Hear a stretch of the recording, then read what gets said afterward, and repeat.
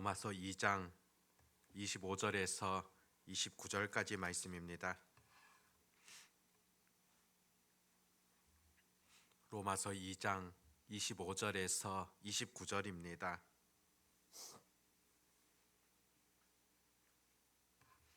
우리 같이 하나님의 말씀을 읽도록 하겠습니다. 내가 율법을 행하면 할례가 유익하나 만일 율법을 범하면 내 할례는 무할례가 되느니라. 그런즉 무할례자가 율법의 규례를 지키면 그 무할례를 할례와 같이 여길 것이 아니냐. 또한 본래 무할례자가 율법을 온전히 지키면 율법 조문과 할례를 가지고 율법을 범하는 너를 정죄하지 아니하겠느냐. 무릇 표면적 유대인이 유대인이 아니요 표면적 육신의 할례가 아니니라. 오직 이면적 유대인이 유대인이며 할례는 마음에 할지니 영에 있고 율법 조문에 있지 아니한 것이라. 그 칭찬이 사람에게서가 아니요 다만 하나님에게서니라. 아멘. 로마서 2장 말씀을 통하여서 유대인들의 어리석음에 대해서 지속적으로 전해주고 있습니다. 앞선 내용에도 보면은 유대인들 율법을 의지하며 하나님을 사랑한다, 또 하나님을 자랑한다, 그렇게 표현하고 있지만은 사실상 그것이 하나님을 온전히 따르는 것이 아니라 자기 만족이라는 것을 그렇게 지적하셨습니다. 우리에게는 율법이 있다. 또 하나님이야말로 우리의 자랑이며 우리가 하나님의 백성 되었다는 선민 의식에 사로잡혀 있었던 것입니다. 그러면서 자신들의 우위를 주장하고 이방인들을 멸시하였던 그들이 바로 유대인들이다 볼 수 있습니다. 하나님께서는 그들을 향하여서 너희들의 실상이 어떠한가 그것을 온전히 들여다 보기를 원하셨습니다. 율법을 자랑하고 있지만은 오히려 너희가 그 율법의 말씀을 온전히 지키지 못하고 있다. 또 너희가 거룩을 외치고 있지만은 너희들의 행동이 가증스럽다고 그렇게 말씀하십니다. 결국에는 너희가 하나님을 높이는 것이 아니라 하나님을 욕되게 하고 있다. 그렇게 지난 본문에서 말씀하시는 것을 보게 됩니다. 오늘 읽었던 25절에서 29절까지 말씀 속에서는 유대인들의 또 다른 문제점에 대하여서 지적하고 있습니다. 유대인들이 귀하게 생각하였던 할례에 대하여서 오늘 본문에서 전해주고 있는데, 실제로 창세기 17장 말씀을 보면은 하나님이 유대 민족의 조상이 되었던 아브라함에게 또 그와 언약을 맺으시는 그런 모습이 기록이 되어집니다. 그 언약의 핵심이라는 것, 그것이 어떤 것이겠습니까? 아브라함을 향하여서 너는 여러 민족의 아버지가 되리라 그렇게 말씀하셨고, 하나님께서는 너와 내 후손의 하나님이 되리라. 유대 민족을 하나님께서 특별히 택하여 주셨으며 하나님께서 유대 민족의 보호자가 되어 주실 것을 약속해 주셨습니다. 그러면서 당시 아브람이라는 이름을 열방의 또 유대 모든 민족의 아버지라는 뜻을 갖고 있는 아브라함으로 그렇게 바꾸셨던 것도 볼 수 있습니다. 더불어서 하나님께서는 너희 백성을 지켜주신다. 언약의 표징으로서 사내 아이가 태어나면 할례를 행하라 그렇게 명령하셨습니다. 할례라는 것, 하나님께서 약속하신 그 복을 받게 되어지는 어떤 자격증과도 같다 보여집니다. 아브라함의 후손들 사내 아이에게 난지 8일 만에 할례를 행하라 명령하셨던 것입니다. 하나님의 언약에 동참한다는 아주 깊은 의미가 있음을 보게 됩니다. 그런데 사실상 유대인들 같은 경우에는 그 할례 자체에 대하여서 아주 특별하게 그렇게 생각했습니다. 할례만 받게 되어지면은 이제는 우리가 하나님의 백성 되어졌다. 마치 구원받는 것처럼 오해를 하고 있었다는 것입니다. 할례라는 것, 마치 구원의 수단으로 그렇게 활용이 되어지고 할례 받은 그 자체가 이것으로 우리가 하나님의 백성 되어졌다 자랑스럽게 여겼다는 것입니다. 그런데 오늘 본문 말씀을 통하여서 어떤 교훈을 주게 됩니까? 순종이 없는 그 할례라는 것, 그것이 무슨 의미가 있으며 그것은 무효라고 그렇게 선언하고 있습니다. 오늘 25절 말씀을 보면은 내가 율법을 행하면 할례가 유익하나 만일 율법을 범하면 내 할례는 무할례가 되느니라. 아무리 할례를 자랑스럽게 여긴다 할지라도 율법을 범하게 된다면 하나님의 말씀에 대한 온전한 순종이 없다면 그 할례가 무슨 의미가 있겠느냐는 것입니다. 거기에 비하여서 할례가 없다 할지라도 하나님 앞에 순종할 때 그것이 더 유효하다고 그렇게 가르칩니다. 26절에 보면 그런즉 무할례자가 율법의 규례를 지키면 그 무할례를 할례와 같이 여길 것이 아니냐. 할례 받지 않았다 할지라도 하나님의 법에 순종하며 하나님의 말씀대로 따르고자 한다면은 할례 받은 사람보다 훨씬 낫다는 그런 가르침이지 않습니까? 27절에 보면 또한 본래 무할례자가 율법을 온전히 지키면 율법 조문과 할례를 가지고 율법을 범하는 너를 정죄하지 아니하겠느냐. 율법 또 할례가 있다 할지라도 순종하지 아니한 그 유대인들보다도 율법이 없고 할례가 없지만은 순종하는 이방인들, 그들이 바로 하나님 보시기에 더 의인 되었다는 것을 전해 주시는 그런 말씀입니다. 할례를 통하여서 내가 하나님의 백성 되어졌다 그러면서 그 자부심으로 살아가는 것보다 더 중요한 것이 어떤 것인가, 그것을 바로 깨달아야 한다는 것입니다. 더 중요한 것, 그것이 어떤 것이겠습니까? 진짜 할례는 몸에다 어떤 표를 남기는 것이 아니라 성령으로 그 마음에 변화를 일으키는 것, 그것이 더 소중하다는 것을 전해줍니다. 28절에 보면 무릇 표면적 유대인이 유대인이 아니요 표면적 육신의 할례가 아니니라. 표면적으로 그냥 눈에 보이는 것으로 그것으로 그냥 나타나는 그 결과만을 통하여서 하나님의 백성 되어졌고 또 구원의 은혜가 임했다는 것 아니라는 것입니다. 오히려 29절에 보면 오직 이면적 유대인이 유대인이며 할례는 마음에 할지니 영에 읽고 율법 조문에 있지 아니한 것이다. 그 칭찬이 사람에게서가 아니요 다만 하나님에게서니라.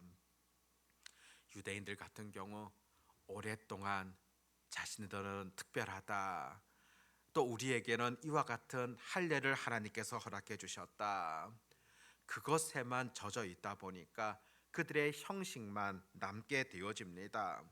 실제로 그 내용은 온데간데 없다는 것입니다. 왜 하나님께서 우리 민족을 불러주셨고 부르신 그 목적이 어떠한가, 그것은 제대로 깨닫지를 못하고 있다는 것입니다. 그 본질은 잊어버린 채 형식만을 내세워서 하나님의 백성 되어졌다, 그것을 자랑 삼아 말하고 있다는 것입니다. 실제 하나님의 부르심이라는 것, 거기에는 목적이 있지 않습니까? 창세기 17장에 하나님께서 아브라함과 언약을 하실 때 분명하게 전해 주셨던 것이 있습니다. 할례를 행하기 이전에 하나님께서 그들에게 주셨던 근본적인 그런 지침들, 또 그 목적이 어떠한가 분명히 보셔야 된다는 겁니다. 창세기 17장 9절 말씀 보면 하나님이 또 아브라함에게 이르시되 그런즉 너는 내 언약을 지키고 내 후손도 대대로 지키라. 하나님께서 약속하신 것, 하나님께서 말씀해 주신 것, 그것을 너희들은 지켜야 된다는 것입니다. 말씀을 듣고 순종해야 된다는 것, 그것에 대한 증표로 할례를 주셨음에도 불구하고 말씀을 듣고 순종해야 된다는 것, 이것은 잊어버린 채 할례만을 내세우게 된다면은 결코 이것은 바람직하지 못하다는 겁니다. 근본적인 본질은 잊어버린 채 형식만을 가지고서 내가 하나님의 백성 되어졌다, 아주 잘못된 생각이라는 것을 가르쳐 줍니다.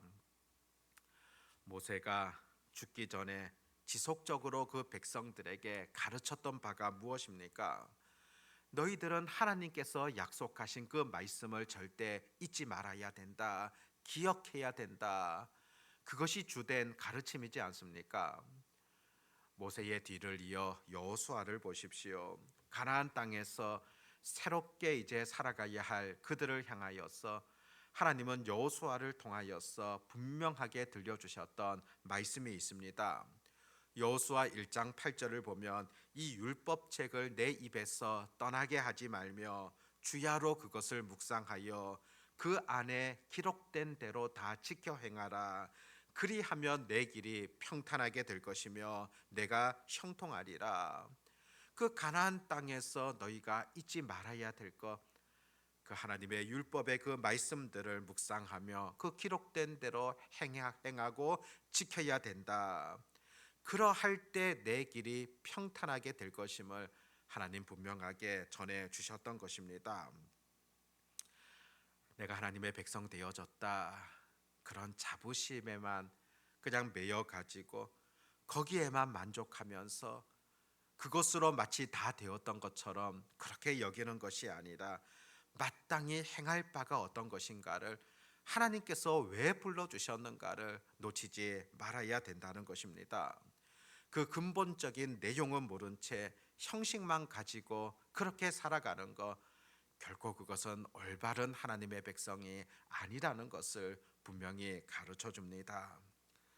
비단 이것은 유대인들뿐만이 아니라 오늘 우리도 경계해야 될 그런 부분이지 않습니까? 우리가 신앙생활을 오래 하다 보면은 그냥 타성에 젖어서 그렇게 신앙생활 하는 경우들이 있을 겁니다. 그냥 습관적으로 예배를 드리고 그냥 이전에 하던 대로 습관적으로 어떤 봉사도 하게 되어지는 그런 경우들이 있을 수 있을 겁니다. 왜 하나님께서 나를 불러주셨는지, 왜 내가 하나님 앞에 예배를 드려야 되는지, 그 예배의 감격, 은혜는 잊어버린 채 형식만 남아 있다고 한다면은 이것은 결코 올바른 그런 신앙생활이라 볼 수 없을 겁니다. 형식적으로 그냥 눈에 보이는 모습 속에서 얼마든지 우리가 행할 수 있습니다. 예배도 잘 드릴 수 있고 봉사도 잘 할 수 있을 겁니다. 과거로부터 해온 것이기 때문에 익숙하게 그 일들을 행할 수 있을 겁니다. 그런데 꼭 우리가 놓치지 마셔야 될 것은 그 본질이지 않습니까? 왜 내가 지금 하나님 앞에 예배를 드리고 왜 내가 하나님 나라를 위하여 이렇게 봉사하고 애쓰고 있는가? 하나님께서 왜 나를 구원해 주셨던가? 그 본질을 잃어버리면 결코 되지 않는다는 겁니다. 여전히 또 나를 통하여 이루고자 하시는 하나님의 뜻이 어떠하며 또 내가 이 땅 가운데 어떻게 살아가기를 바라는 그런 하나님의 마음들을 우리가 놓치지 마셔야 된다는 것입니다. 그냥 단순한 습관이 아니라 진실된 마음으로 행할 수 있기를 바라고, 또 무엇보다 성령의 은혜로 우리가 모든 일들을 감당해 나가야 될 것이며, 무엇보다도 형식이 아니라 그 본질을 쫓아갈 수 있는 그런 복된 신앙인이 되어져야 한다는 것입니다. 이 말씀을 통하여서 오늘 나에게 주시는 교훈이 어떤 것인가를 깊이 들여다볼 수 있기를 바라고, 그 본질을 쫓아가는 하나님의 부르심에 합당하게 그렇게 살아갈 수 있는 그런 은혜가 오늘 우리들에게 있어지기를 바랍니다. 기도하겠습니다. 하나님 아버지, 하나님께서 우리들을 불러주셨고 하나님의 자녀 삼아 주셨습니다. 거기에는 분명한 목적이 있으며 또 우리를 통하여 이루고자 하시는 하나님의 분명한 뜻이 있다는 사실을 우리가 깨닫게 되어집니다. 처음 예수님을 믿었을 때 그 놀라운 감격이 있었고 그 하나님의 은혜에 보답하려는 그런 마음이 있었으며 또 하나님과의 온전한 교제, 친밀함이 있었습니다. 하지만 시간이 흐르다 보니 오히려 우리의 신앙도 본질은 잊어버린 채 형식만 남아 있는 그런 삶은 되어지지 않은가를 살펴보게 하여 주시옵시고, 지속적으로 우리를 구원하시고 우리를 불러주신 하나님의 놀라운 은혜들을 놓치지 아니하며 기억하며, 또 내가 마땅히 하나님 나라를 위하여서 행할 바가 무엇인가를, 또 하나님께서 우리에게 들려주셨던 그 말씀 속에서 여전히 내가 지켜야 될 바가 어떤 것인가를 바르게 깨달으며 실천할 수 있는 그런 주의 자녀들 되게 하여 주시기를 간절히 소망합니다. 아버지 하나님, 오늘 또 이렇게 저희들을 불러주셔서 하나님 앞에 나와 기도하기를 원합니다.